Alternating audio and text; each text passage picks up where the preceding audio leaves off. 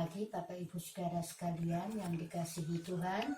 Mari pada pagi hari ini kita sama-sama beribadah untuk kita mengagungkan kebesaran nama Tuhan, untuk mendengarkan firman Tuhan. Tapi sebelumnya kita sama-sama tundukkan kepala, kita berdoa. Bapa di surga, pada saat pagi hari ini kami bersyukur buat kemurahan-Mu, buat kebaikan-Mu.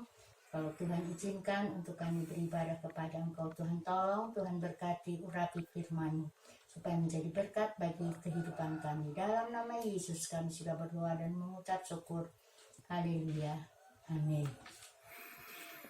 Bapak Ibu Saudara sekalian, pada pagi hari ini kita sama-sama akan belajar dari kitab Roma pasal 12 ayat 11 dan ayat 12. Demikian firman Allah. Saya akan sama-sama bacakan kitab Roma pasal 12 ayat 11 dan 12. Janganlah hendaknya kerajinanmu kendor, biarlah rohmu menyala-nyala, dan layanilah Tuhan. Bersukacitalah dalam pengharapan, sabarlah dalam kesesakan, dan bertekun dalam doa. Pada pagi hari ini kita sama-sama akan belajar dari ayat-ayat ini. Kita akan sama-sama bertekun dalam kesesakan. Setiap kita semuanya saat ini sedang mengalami yang namanya kesesakan.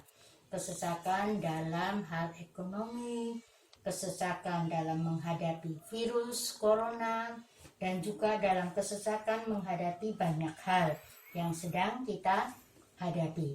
Tetapi kehidupan kita sebagai orang percaya, kita dikatakan bahwa dalam kesesakan sekalipun kita harus punya semangat.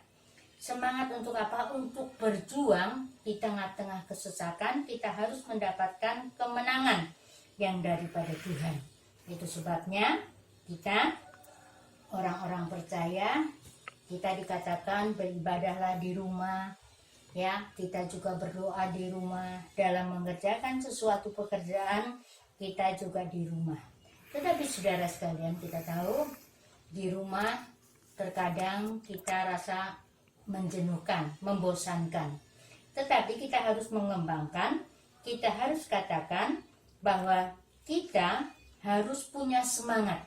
Semangat apa? Untuk kita bisa tidak membosankan di rumah, yaitu kita bisa beribadah kepada Tuhan, kita juga bisa memuji Tuhan, dan apapun dapat kita lakukan yang kita bisa berpikir untuk bagaimana caranya untuk kita terus menyenangkan hati Tuhan. Karena Paulus katakan dalam ayat Roma ini, di dalam kitab Roma pasal 12 ayat 11, janganlah hendaknya kerajinanmu kendor. Karena apa? Kalau kita kendor dalam kita melayani Tuhan, maka kita akan melihat bahwa kita akan merasakan satu iman yang terus semakin hari semakin menurun. Tetapi firman Allah katakan iman yang kita punya, kita harus mengembang. Mengembang apa? Untuk kita mempermuliakan nama Tuhan, supaya kita boleh terus kuat di dalam Tuhan, supaya kita semangat. Karena kita beberapa waktu yang lalu kita sudah memperingati Yesus yang mati bagi kita, mati bagi dosa-dosa kita, maka kita harus bangkit dengan Dia yang bangkit dari maut dan menang atas kehidupan dosa itu sendiri. Itu sebabnya kita sebagai anak-anak Tuhan, kita sebagai anak-anaknya, kita juga harus melihat kalau Yesus yang sudah menang, maka kita pun sebagai orang percaya kita harus menang. Menang di dalam segala hal, menang di dalam dosa, menang juga di dalam kita tidak bersemangat untuk kita berdiam di rumah pun, kita harus punya semangat. Karena apa?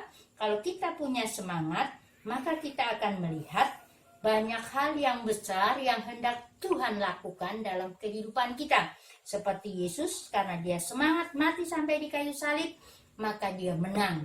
Sampai hari ini kita sebagai anak-anaknya merasakan kemenangan itu sendiri.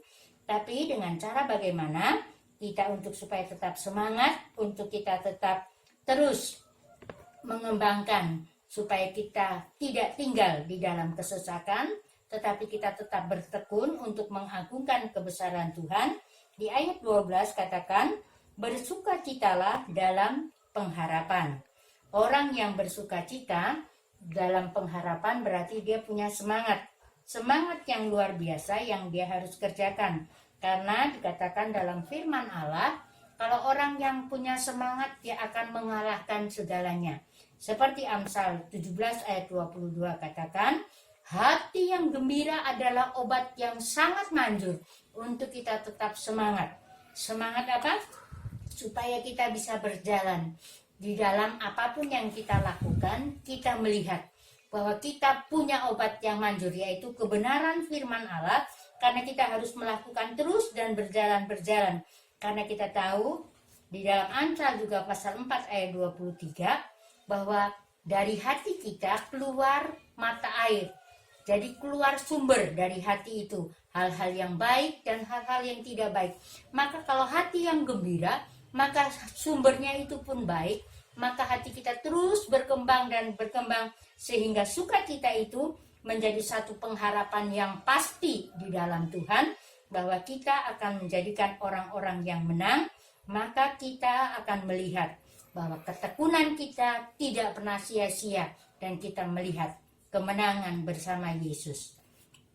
Yang kedua, kita akan melihat bahwa yang kedua dikatakan ayat 12 ini, sabar dalam kesesakan.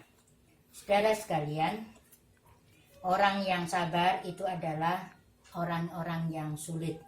Karena apa? Orang yang sabar itu harus mempunyai pikiran dan hati yang melihat memandang kepada Tuhan.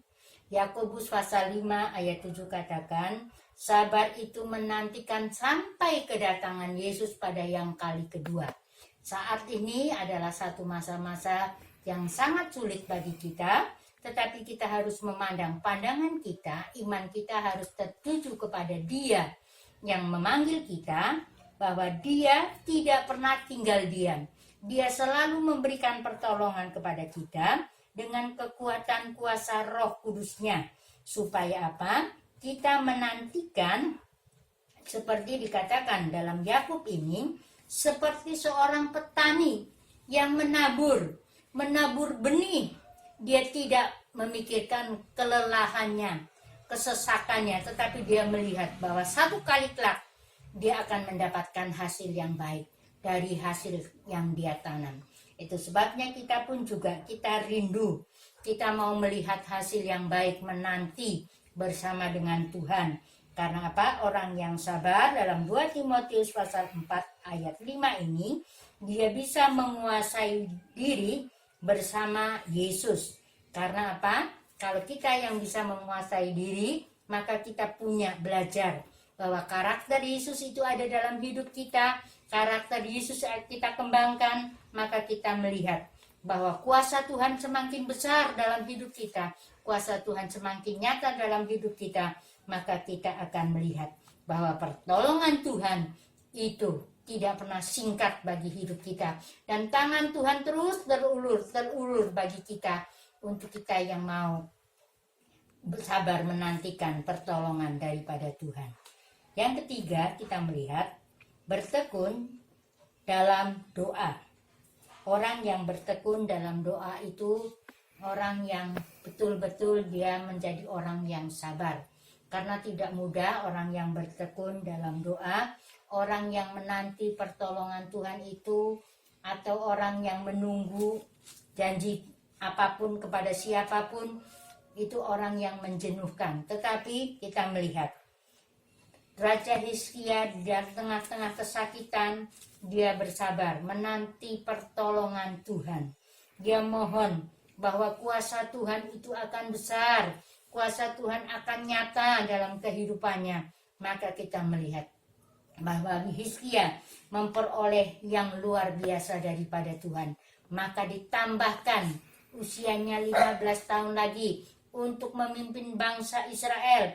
Maka kita tahu bahwa dia mendapatkan kekuatan karena Roh Kudus, karena kesabaran, karena pertolongan Tuhan.